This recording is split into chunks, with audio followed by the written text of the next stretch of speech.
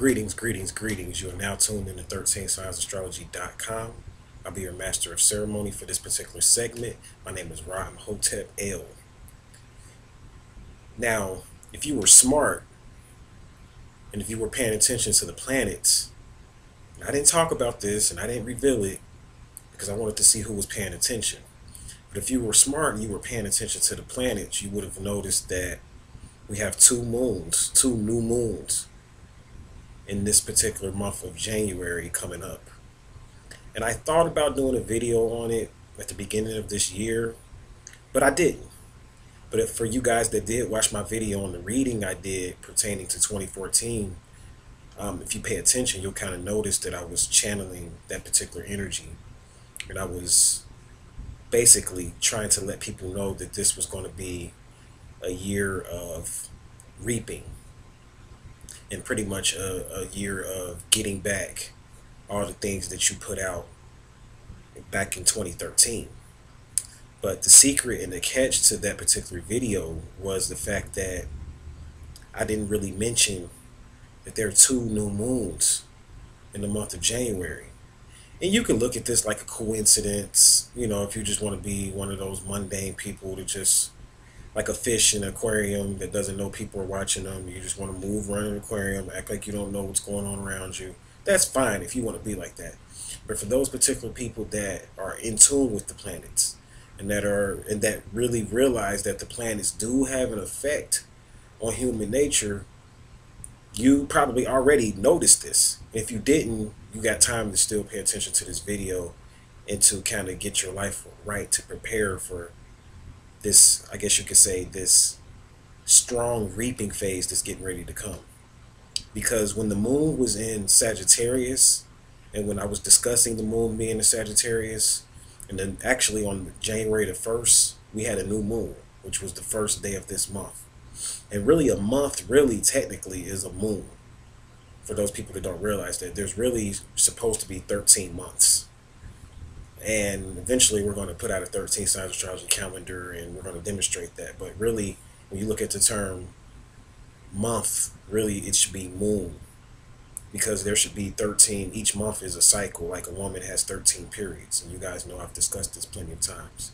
So really, it's technically, if you want to be technical about it, it's going to be like another cycle or whatever. When this new moon comes, even though it's still in the month of January, it's going to be another cycle. But the reason why it's important is because normally we'll have one moon per month for the most part. For the most part, we'll have one new moon per month or whatever. But it's interesting this time because it's the beginning of the year and we're having two new moons in 1 month though. Two new moons in 1 month. So it's kind of like when you look at the numerology aspect of it, January represents the number 1. So it's kind of like we're having two new beginnings because a new moon represents like a new beginning. Every time we have a new moon, this represents a time where we are supposed to plant seeds. This represents a time where we're supposed to start things anew and begin new projects and get the ball rolling in new directions and new areas of our life. But it's interesting because why is it on the first month of the year we're having two new moons? So there's no coincidence in that. There's no coincidence in that. Now, my interpretation of it, or what's going to happen, is that we have the new moon that took place in Sagittarius at the beginning of this month, which was in January the 1st. And Sagittarius, that moon was afflicted. And when you have an afflicted Sagittarius moon, that represents arguments. See, the moon rules people. The moon rules everybody, groups of people. So when you deal with like on a electional astrology level, and what I mean by electional astrology, this is when you cast a chart for like a nation or a city or a household. The moon always will rule the group of people that you're taking into account. So the fact that we have two new moons represents that it was something going on with the people. And the new moon in the beginning of this year was afflicted. So there's a beef going on in this particular country. The people are not settled. And this beef carried over from 2013. So there's been a lot of drama. You can turn on the news and you can see it. We got drama going on between the Congress and the president.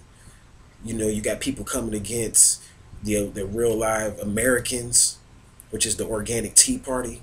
You got people coming against them. So the dramas that was carrying over from last year, like those particular tax agents that was messing around with the charities and the different nonprofits that the Tea Parties have. Those you have the Tea Party, they were upset because those particular people, those agents, didn't get. Basically, the FBI is not going to do anything to them. They're not going to really punish them. They're just going to let them go. So that's injustice. So a lot of people are angry. A lot of people have been angry, and it's even on different levels. A lot of people are angry at their family members. A lot of beefs going on between family members. A lot of beefs going on between husband and wife. So a lot of people were upset at the beginning of this year because last year was a very challenging year. And many people, they went ahead and start making New Year's resolutions about what they were going to do this year, how things were going to be better for them and all of that. But if you were smart, you would have waited.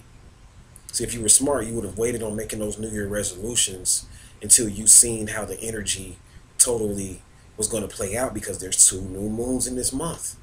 And really is pushing us towards the thinking of the East. The fact that we have two new moons during this month, because it's no coincidence that the new moon, the second new moon, which represents the second beginning.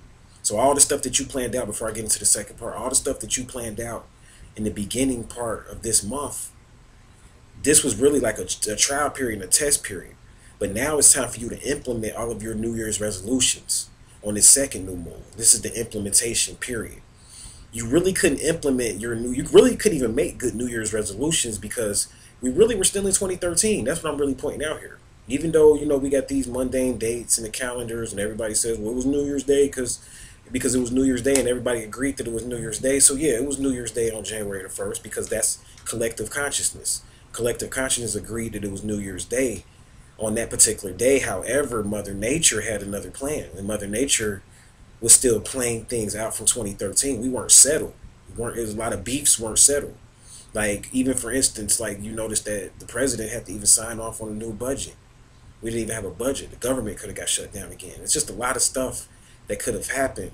We really didn't know how things were going to go. So now we kind of got an idea of how this year is going to start. We don't know how it's going to end, but now you can go ahead and, since you know how things is going to start, now you can go ahead and make your resolutions, because we're getting closer towards that date. But things are still playing out, because the new moon is not until the 30th of January. So things are still playing out on this particular aspect, beloved. So what's really happening is that we're aligning more so with the East, and really with China. Because if you notice, there's no coincidence that this new moon is a day before the Chinese New Year.